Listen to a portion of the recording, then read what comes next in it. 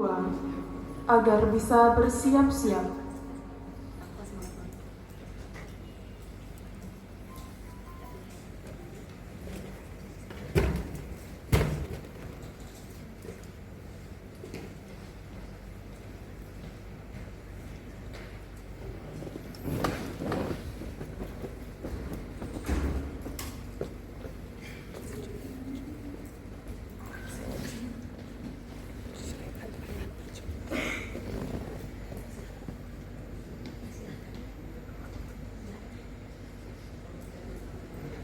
Kami persilahkan peserta desain aplikasi Al-Quran nomor urut 2 dengan nomor peserta DAQ002.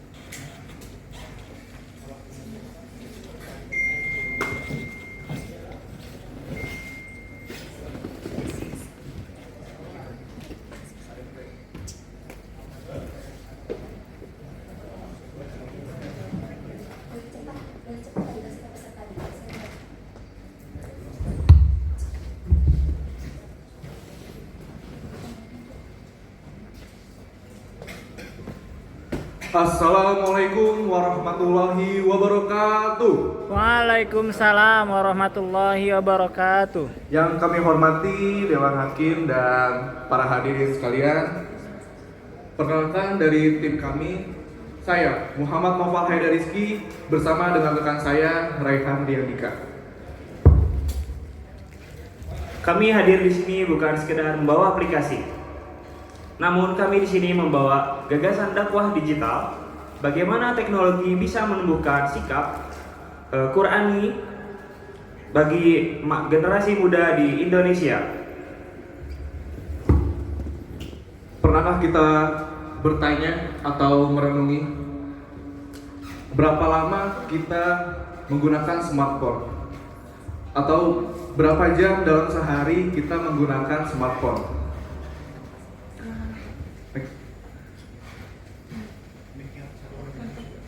Dari hasil riset yang kita temui bahwa rata-rata orang Indonesia itu menggunakan handphone atau smartphone lebih dari 7 jam dalam seharinya, dan itu tidak dimanfaatkan untuk menggunakan Al-Quran atau mengaji. Nah, dari sini Abasi hadir untuk membuat waktu kita menggunakan smartphone untuk lebih dekat kepada Quran dan Allah. Nah, izinkan saya bertanya, apakah kalian pernah ingin belajar mengaji, namun terhambat oleh suatu hal? Kita terhambat oleh suatu hal, yaitu mungkin kurangnya guru pembimbing, sulit istiqomah, kesibukan dan waktu terbatas, dan belajar kurang efektif. Itu memberikan kita semangat kita menurun. Kami seringkali menemui keluhan seperti ini. Namun hambatan seperti ini bukan menjadi suatu hambatan bagi kami, tapi kami menemukan peluang. Kita membuat gawai untuk menjembatani sebagai ibadah, jadi tidak hanya untuk hiburan saja. Oleh karena itu, kami menghadirkan Abasi, yaitu platform berbasis mobile yang di dalamnya terdapat Quran dan platform belajar yang modern. Nah, Abasi ini diambil dari bahasa Arab yang artinya rajin berusaha. Dari sini kita semangat belajar untuk belajar yang tekun, berusaha, dan menyenangkan. Ada pembelajaran fikih, yaitu yang mengajarkan tentang syarat-syarat ibadah sesuai dengan syariat Islam. Lalu yang kedua ada akidah, yaitu tentang memperkuat keyakinan terhadap Allah. Lalu yang ketiga ada belajar tahfiz, yaitu tentang memperbaiki dan memperbaiki pembacaan Al-Quran. Baik, seperti yang sudah dijelaskan sebelumnya oleh rekan saya, bahwa kami di Abasi memiliki fitur utama, yaitu fitur mengaji. Di mana di fitur mengaji ini ada 3 bidang, yaitu fikih, tahfiz, dan akidah. Dari masing-masing bidang ini kita memiliki fitur yang namanya fitur belajar. Nah, jadi di fitur belajar ini dalamnya ada beberapa bagian, dimulai dari bagian paling dasar sampai ke pembelajaran yang lebih kompleks pastinya. Seperti pada di bagian fikih, akidah, dan tahfiz ini. Kemudian di dalam bagian ini kita bisa mulai mengaji dan di dalamnya ada beberapa bab. Nah, di dalam beberapa bab ini ada isi materi-materinya. Nah, ketika diklik isi materinya itu ada 2, yaitu buka materi dan kuis. Nah, materi pada aplikasi Abasi ini berupa video pembelajaran. Nanti pengguna Abasi setelah menonton video pembelajaran, dia akan melanjutkan kuis, atau bisa kita sebut sebagai evaluasi hasil dari pembelajaran pengguna Abasi yang nanti akan ada nilainya. Kemudian pada setiap fitur belajar juga diakhiri dengan ujian kelulusan yang nanti akan mendapatkan sertifikat dari Abasi itu sendiri. Nah, berikutnya kita memiliki inovasi utama pada aplikasi Abasi ini, yaitu Murojaah dan Store Ayat, yang dimana pada fitur Murojaah dan Store Ayat ini kita mengintegrasikan teknologi AI yang di dalamnya untuk membantu mengoreksi storan Murojaah, Store Ayat dari pengguna Abasi. Nah, caranya kita bisa membuka fitur Murojaah dan Store Ayat, kemudian pilih suratnya, pilih ayatnya, lihat ayat. Jika lupa ayatnya atau ingin melihat ayatnya kembali, baru ditutup, kemudian di store ayat kembali. Dan setelah dikirim, itu akan secara otomatis nantinya dikoreksi oleh AI. Namun, kita tidak hanya dikoreksi oleh AI, kita juga tetap dikoreksi oleh ustadz dan ustazah yang bermitra oleh Abasi untuk mengoreksi agar bacaan-bacaan dari pengguna Abasi itu lebih tepat pastinya.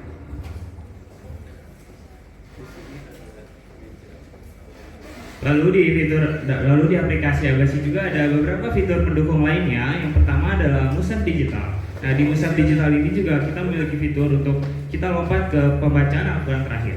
Lalu yang kedua ada fitur pengingat sholat. Nah, di pengingat sholat ini ada fitur menunjukkan arah kiblat dan fitur wilayah, fitur pengingat sholat sesuai wilayah. Lalu yang terakhir ada reminder ibadah. Nah, di reminder ibadah ini kita bisa menentukan target-target ibadah apa saja yang akan kita lakukan di hari itu. Nah, ini juga membuat kita untuk lebih istiqomah dalam melakukan ibadah. Baik, jadi ada fitur pendukung lagi lainnya, yaitu ada Abasi Pro, di mana buat pengguna Abasi Pro itu akan mendapatkan sesuatu yang lebih, yaitu storan prioritas yang akan dikoreksi oleh ustadz ustazah yang lebih real time dan full akses materi belajar yang lebih banyak. Tapi tidak perlu dikhawatirkan, untuk pengguna yang tidak Abasi Pro itu tetap bisa belajar, tetap bisa storan dan murojaah. Namun memang beda dengan Abasi yang Pro, itu akan lebih banyak akses-aksesnya yang bisa mereka lakukan. Nah, untuk harganya sendiri Abasi Pro yaitu 30.000 sebulan atau seharinya hanya 1.000. Nah, baik, keunggulan dari aplikasi Abasi ini itu adalah kita menyediakan pembelajaran yang interaktif dan menyenangkan. Bisa dilihat ya dari tampilan itu sangat friendly dan menyenangkan dan interaktif juga. Kemudian kita juga dibimbing oleh teknologi AI dan dibimbing oleh ustadz ustazah langsung secara real time dari mitra Abasi. Lalu untuk metode untuk pengembangan aplikasinya menggunakan metode waterfall, dimulai dari analisis kebutuhan dan terakhir ada pemberian dan distribusi. Lalu untuk teknologi yang kami gunakan Aplikasi dimodulkan Kotlin untuk yang Android dan Swift untuk iOS dengan menggunakan database MySQL. Untuk fitur murojaah AI-nya, kami menggunakan speech recognition dan deep learning untuk mendeteksi kesalahan dalam pelafalan. Nah, tentunya aplikasi ini memiliki kelebihan dan kekurangan. Maka dari itu kami melakukan analisis SWOT untuk menentukan itu. Lalu yang pertama ada kekuatannya. Kekuatan di Abasi adalah fitur pembelajaran Qurani modern dengan gabungan teknologi, yaitu teknologi AI. Lalu kelemahannya, aplikasi ini masih membutuhkan koneksi internet untuk beberapa fiturnya. Lalu untuk opportunities-nya, aplikasi ini bisa sangat memungkinkan kolaborasi dengan kampus dan pesantren-pesantren digital lainnya dan dapat dikembangkan menjadi platform learning Islam yang lebih luas. Lalu untuk terakhir, ancamannya ada di persaingan aplikasi sejenis dan potensi rendahnya adopsi tanpa promosi yang masif. Baik, sebaik-baiknya kalian adalah yang mempelajari Al-Quran dan mempelajarinya. Itu adalah hadis riwayat Bukhari. Sekian dari kami, terima kasih. Wassalamualaikum warahmatullahi wabarakatuh. Waalaikumsalam warahmatullahi wabarakatuh. Berarti ini aplikasinya native gitu ya, secara teknologi ya. Kalian dari prodi apa? Mekatronika. Mekatronik dua-duanya. Iya, mekatronika. Yang engineer-nya siapa? Saya. Oke. Ini back-end-nya pakai apa? Backend-nya pakai untuk database ini pakai MySQL. Ya, tapi untuk aplikasi back-end-nya? Aplikasi backend-nya dari Swift sih Pak. Hah? Kalau untuk iOS Swift, kalau untuk Android itu. Oh itu kan di front-end-nya ya. Di back-end-nya coba nanti ya dipelajari yang mungkin membantu membuat nanti bisa dicek. Terus tadi saya ngeliat kan banyak banget materials yang dipakai. Ya, ayat-ayat. Itu dari mana ngambilnya? Kalau dari desainnya sendiri untuk ayat-ayat kita ngambil dari kutipan-kutipan ayat yang ada di internet, Pak. Di internet itu di mana? Ini ayat-ayat yang untuk setoran ayat dan murojaah ya, Pak? Bukan. Tadi kan ada mushaf ya. Itu ngambil dari mana itu mushaf? Oh, kalau untuk mushaf memang kita belum ada desain Al-Quran ya, Pak. Jadi masih mengambil desain yang tadi desain aplikasi lain. Nah, itu ada di referensi nggak? Ada di citasi nggak konten tersebut? Apakah kalian sudah minta izin nggak untuk menggunakan konten tersebut? Belum, Pak. Belum ya. Mungkin saran saya ya. Oh ini udah ada di Play Store? Belum, Pak. Belum Pak, masih berapa? Oke, saran saya pertama, kalau kita ngambil konten orang lain harus izin ya. Kalaupun dia itu memang free license harus ditulis reference-nya Siapa? supaya kita tahu itu hasilnya dari mana ya. Siapa? Kemudian berikutnya terkait dengan AI. Jadi murojaahnya kan pakai AI itu untuk mengenalinya. Nah ini akurasinya sampai berapa? Karena saya pernah membuat hal yang serupa ya, nggak mudah memang untuk mengenali lafal bahasa orang Indonesia ngomong Arab itu lumayan struggling. Nah ini saya pengen tahu kalau pakai Google yang kalian coba pernah mengukur nggak berapa akurasi dan ada expert nggak yang memastikan itu? Mungkin kalau dari kami rencananya itu kami digemborkan dalam training datasetnya dari ustadz atau ustazah yang pelafalannya sudah benar. Itu belum dilakukan berarti? Nah, itu belum kan baru rencana. Oke, cukup mungkin dari saya. Silakan Pak Rob. Baik.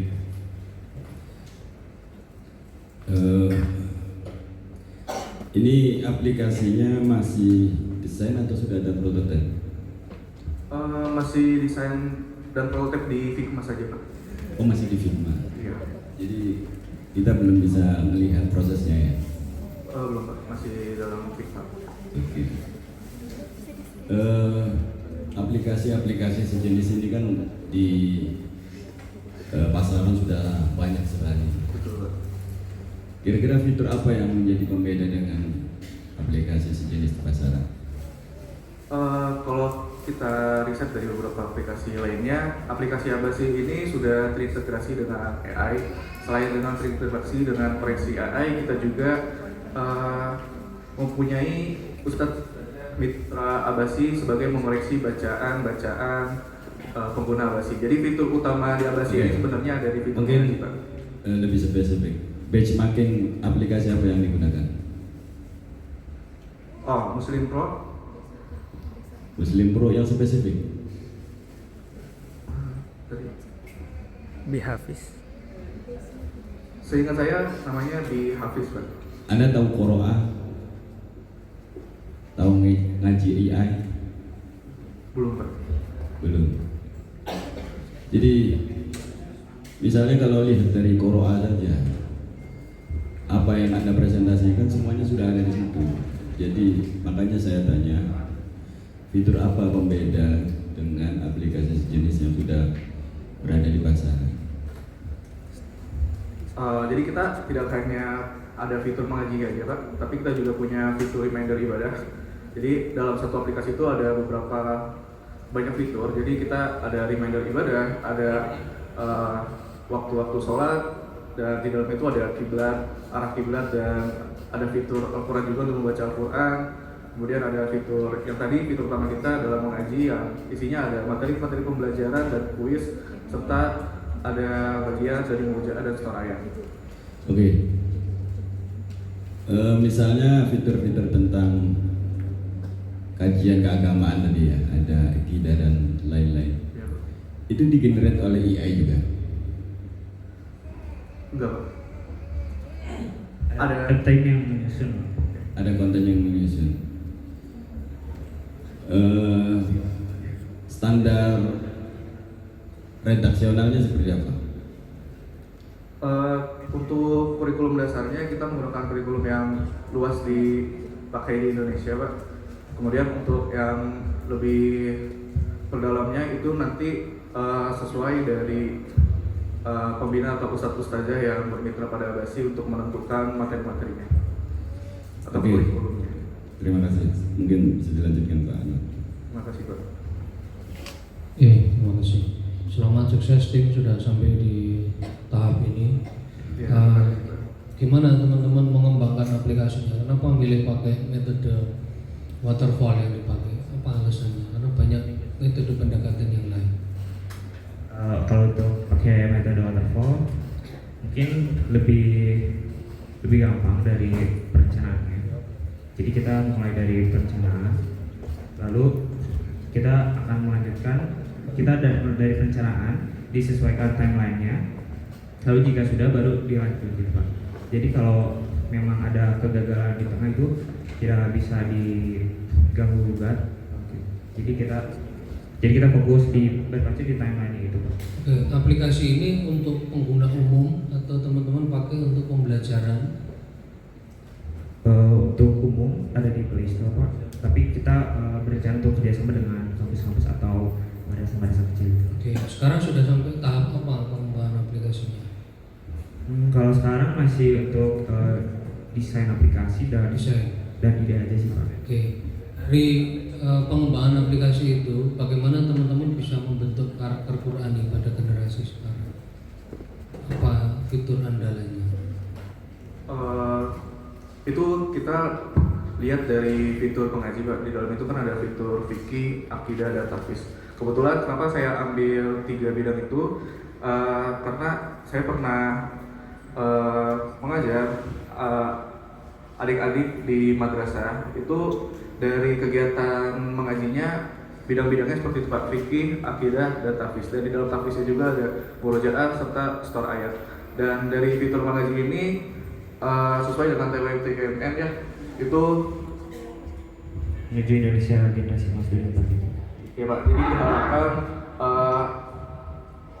untuk anak-anak maupun remaja, apalagi kita penerus dan generasi emas nanti itu bisa bisa menggunakan aplikasi Habasi ini yang nantinya bisa menjadi generasi emas di tahun 2045. Oke. Sukses dilanjutkan. Terima kasih dan beri tepuk tangan untuk Terima kasih atas perhatiannya. Wassalamualaikum warahmatullahi wabarakatuh. Waalaikumsalam warahmatullahi wabarakatuh.